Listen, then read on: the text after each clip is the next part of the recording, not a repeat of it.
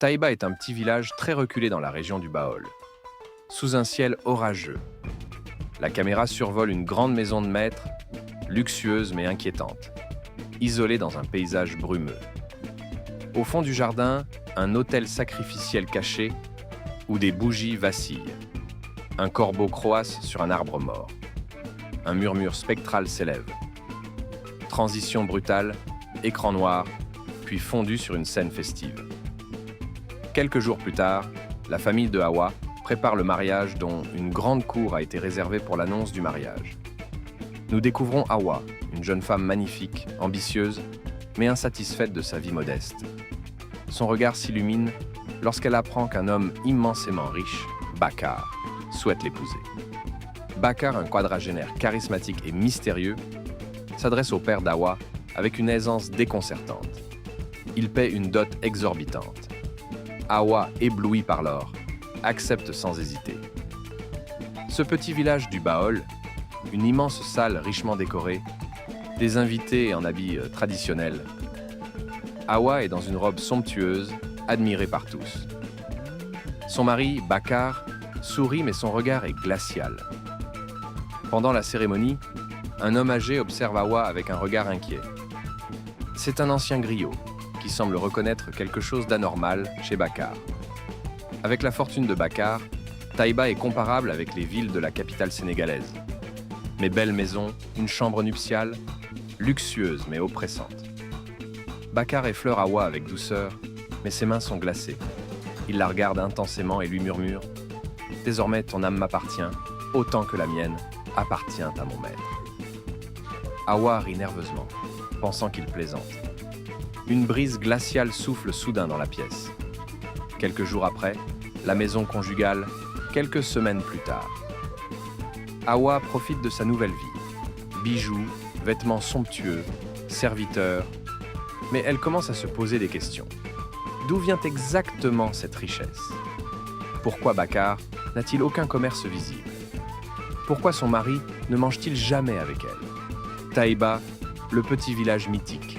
Un couloir sombre, éclairé par une lueur tremblante. Hawa se réveille en pleine nuit et remarque que Bakar n'est pas à ses côtés.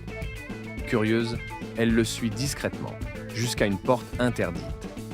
Derrière, elle entend des chuchotements et des incantations en une langue inconnue. Elle entre et découvre l'impensable. À l'intérieur, un autel couvert de sang séché, des crânes, des bougies noires. Bakar, agenouillé devant une silhouette démoniaque à peine perceptible. Son mari chuchote une prière étrange, ses yeux deviennent entièrement noirs. Hawa pousse un cri d'horreur, mais Bakar tourne lentement la tête vers elle, avec un sourire effrayant. Lieu, la maison, transformée en un labyrinthe cauchemardesque. Hawa tente de fuir, mais les couloirs s'étendent à l'infini. Des ombres l'encerclent, des voix murmurent son nom. Chaque porte qu'elle ouvre revient à la même pièce, où Bakar l'attend, assis, un sourire glacial sur le visage. « Tu m'appartiens, Hawa. Rien ne peut te sauver maintenant. » Dans ce village du Baol, une petite hutte en périphérie du village.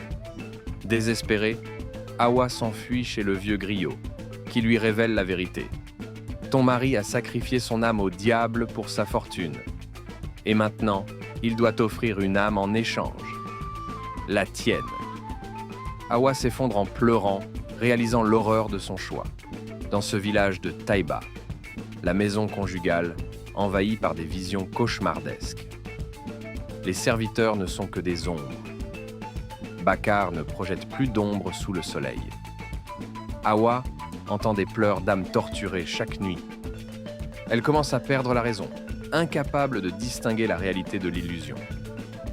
Dans le calme du village, une nuit d'orage, au pied de l'autel sacrificiel. Hawa est attachée, tandis que Bakar, possédé, prononce un rituel.